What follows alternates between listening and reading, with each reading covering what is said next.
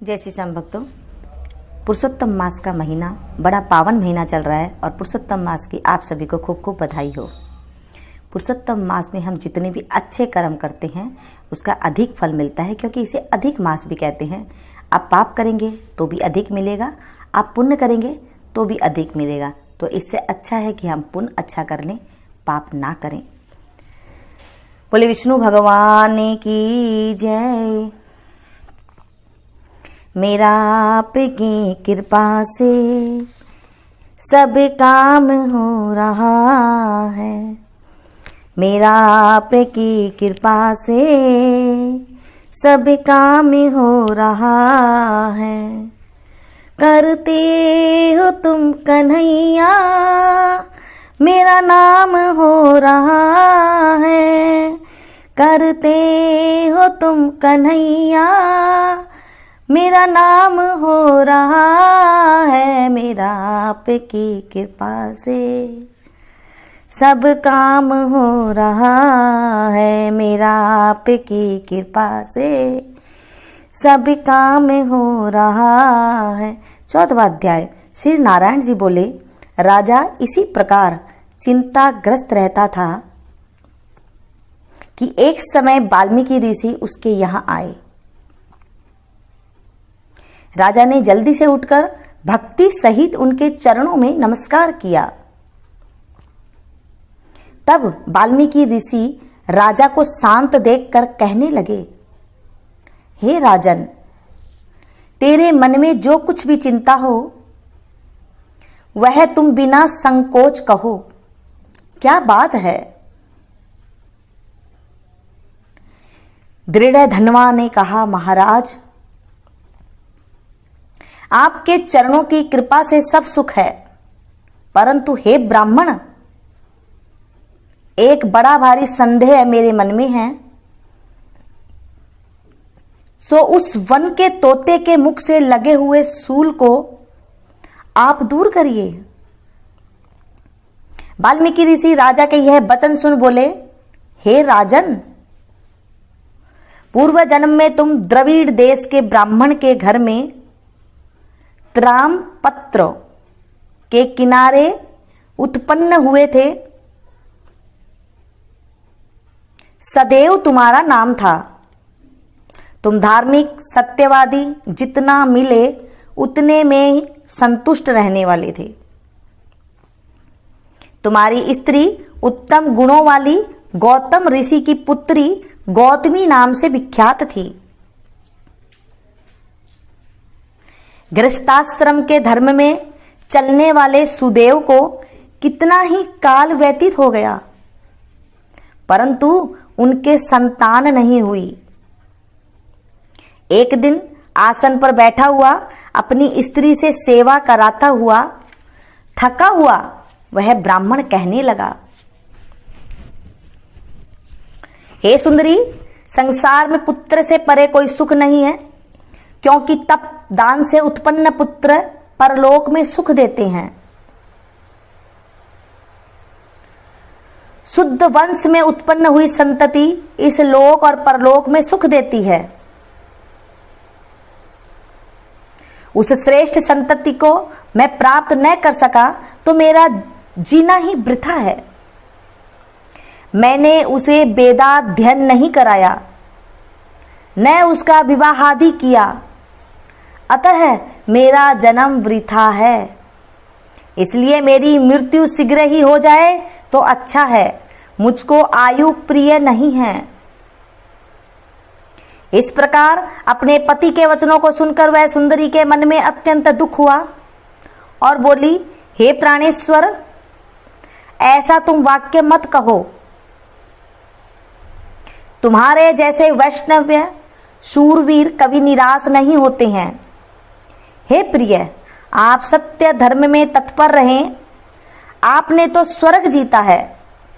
पुत्र की इच्छा है तो हरि जगन्नाथ की आराधना करो। वह ब्राह्मण श्रेष्ठ अपनी धर्मपत्नी के ऐसे वचन सुनकर निश्चय के साथ तामपर्णी नदी के किनारे चला गया। वहां जाकर पुण्य तीर्थ में स्नान कर महाभयंकर तप करने लगा। ऐसे उस तपोनिधि के 4000 वर्ष बीत गए। हे ब्राह्मण, उसके तप से त्रिलोकी कांप उठी। सुदेव का महाउग्र तप देखकर बड़े बेग से गरुड़ पर चढ़कर भक्त वत्सल श्री भगवान प्रकट हुए। श्री नारायण बोले, हे नारद जी, नवीन मेघ के समान चतुर्भुज, जगत के पालन करने में समर्थ उन मुरारी के आनंदित मुख को देखकर बड़े हर्ष के साथ सुदेव ब्राह्मण ने मुकुंद को साष्टांग नमस्कार किया। बोलिए कृष्ण कन्हैया लाल की जय, विष्णु भगवान की जय, पुरुषोत्तम मास की जय। गजेंद्र मोक्ष। नाथ कैसे गज को फंद छुड़ायो, यह अचरज मोही आयो। नाथ कैसे गज को फंद छुड़ायो, यह अचरज मोही आयो। गज और ग्राह लड़त जल भीतर, लड़त लड़त गज हरायो। जो भर सूंड रही जल ऊपर, तब हरि नाम पुकारियो। नाथ कैसे गज को फंद छुड़ायो, यह अचरज मोही आयो।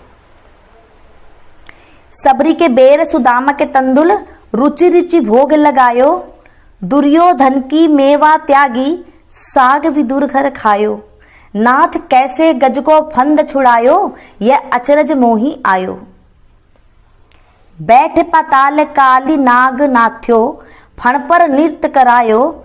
गिरि गोवर्धन कर पर धारियो, नंद का लाल कहायो। नाथ कैसे गज को फंद छुड़ायो, यह अचरज मोही आयो। असुर बकासुर मार्यो दावानल, पान करायो। खंभ फाड़ हिरनाकुश मार्यो, नरसिंह नाम धरायो। नाथ कैसे गज को फंद छुड़ायो, यह अचरज मोही आयो। अजामील गज गणिका तारी, द्रौपदी को चीर बढ़ायो। स्तन पान करत पूतना मारी, कुब्जा को रूप बनायो। नाथ कैसे गज को फंद छुड़ायो, यह अचरज मोही आयो। कौरव पांडव का युद्ध रचायो, कौरव मार गिरायो।